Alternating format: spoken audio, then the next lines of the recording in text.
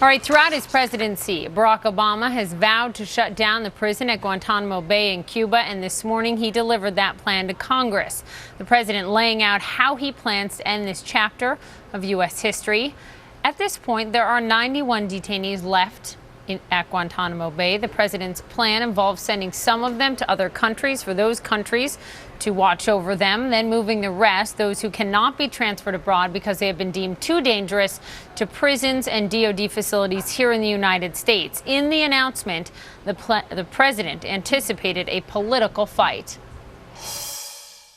And given the stakes involved for our security, this plan deserves a fair hearing, even in an election year. We should be able to have an open, honest, good faith dialogue about how to best ensure our national security.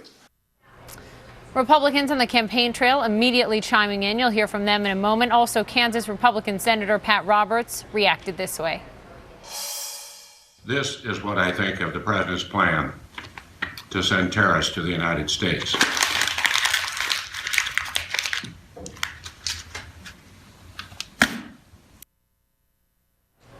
Joining me now to talk more about this, John Yoo, a former DOJ official who wrote the memos authorizing enhanced interrogation under the Bush administration.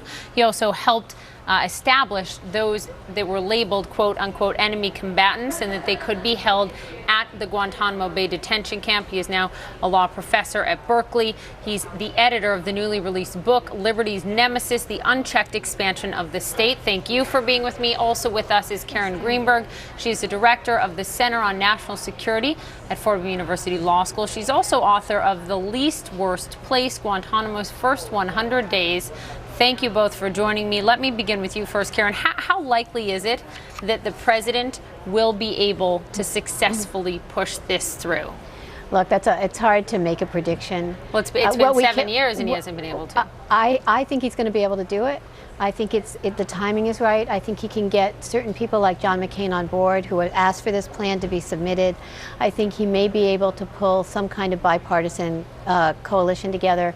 I do think the declining numbers of detainees, which are now below 100 and could go below 50, make a big difference in terms of bringing the detainees to the United States.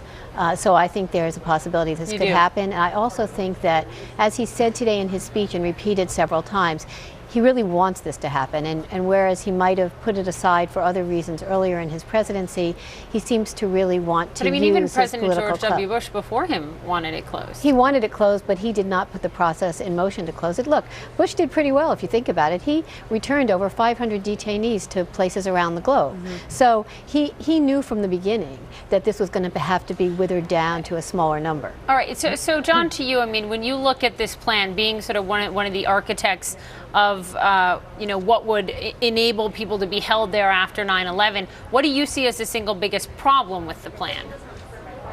I think it's dead on arrival in Congress.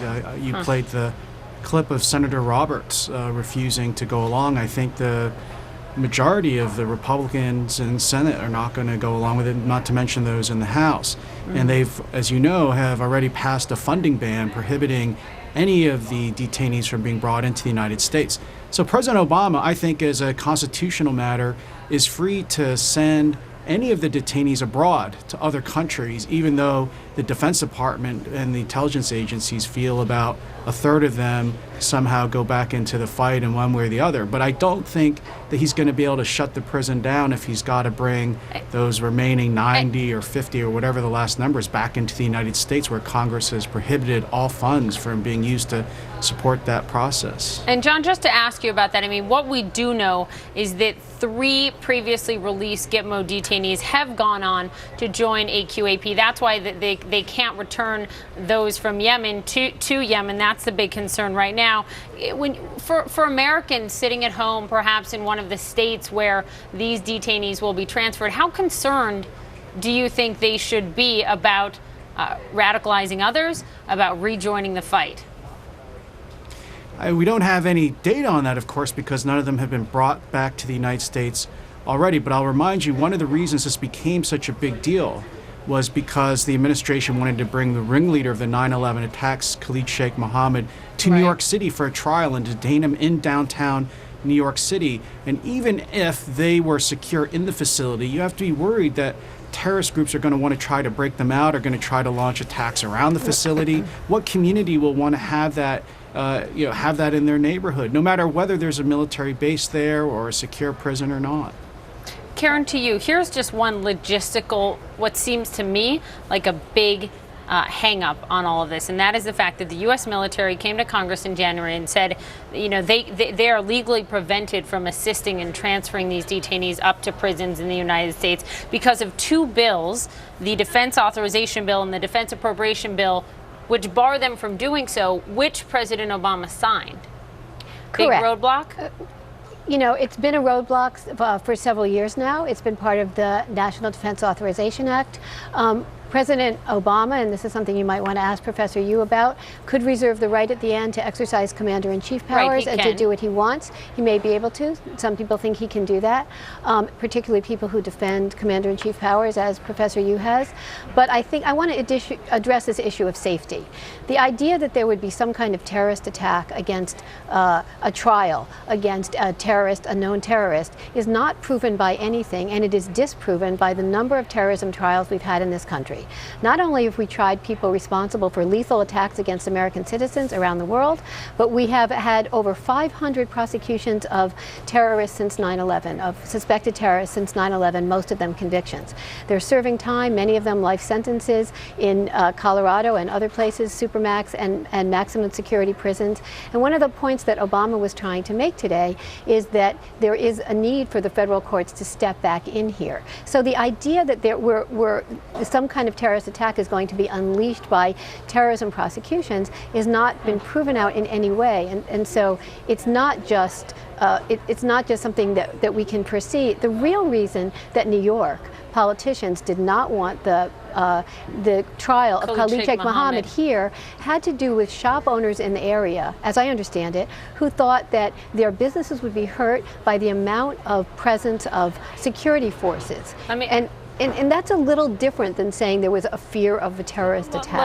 Let me get John back in here. John, I want you to react to that, and I also just want to ask you about this, right, in terms of someone who helped sort of formalize the language around enemy combatant, et cetera. Last week, we heard Donald Trump at this campaign event in South Carolina.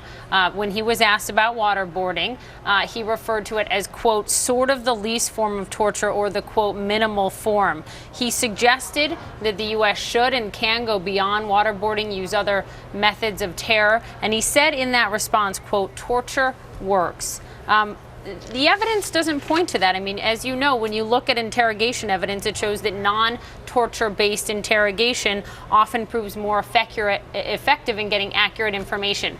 What do you make of Trump's comments? Well, Poppy, let me respond to your question first and then this commander-in-chief power issue second. So I think Trump's wrong on this. I think if you look at his campaign statements, he's not interested in interrogation methods for the reason that we were in the Bush administration, which was in the first few months after the 9/11 attacks, we had a huge need for intelligence to try to prevent more attacks on the United States and our allies and our forces abroad. When Trump talks about interrogation or waterboarding, he seems to talk about it as a form of punishment or revenge, which I don't think is the purpose of it. And I don't think, I agree with you, if that's the point of it, it's not going to work. And the United States shouldn't do it. It should only be used, I think, in rare circumstances like those we had in the months after 9/11. In response to your earlier question about whether the president should try to close Guantanamo Bay, I think the president has broad commander-in-chief authority. I don't think there are many people who think that he has more power than I think he does. But the one principle in American history and our Constitution is that the Congress has the power of the purse. And no president, I think, has the power to just take money out of the Treasury and use it how he sees fit. The only president who ever did that was Abraham Lincoln at the start of the Civil War when Congress wasn't in session. And President Obama is not President Lincoln, and this is the last year of his presidency, not the start of a civil war. There's no emergency that would require any president to have to break that fundamental constitutional principle. I'm surprised to hear critics of the Bush administration suddenly running around to embrace the commander-in-chief power to do things which I think they heavily criticized him for doing when he was in office. So I'm trying to be consistent, and throughout, the funding power has always been a check on the presidency. Can I respond to that? John Yoo, I have to leave it there. Karen Greenberg, I have to leave it there. But I appreciate you both being on. And we'll keep talking about this because it is not over. Thank you very much.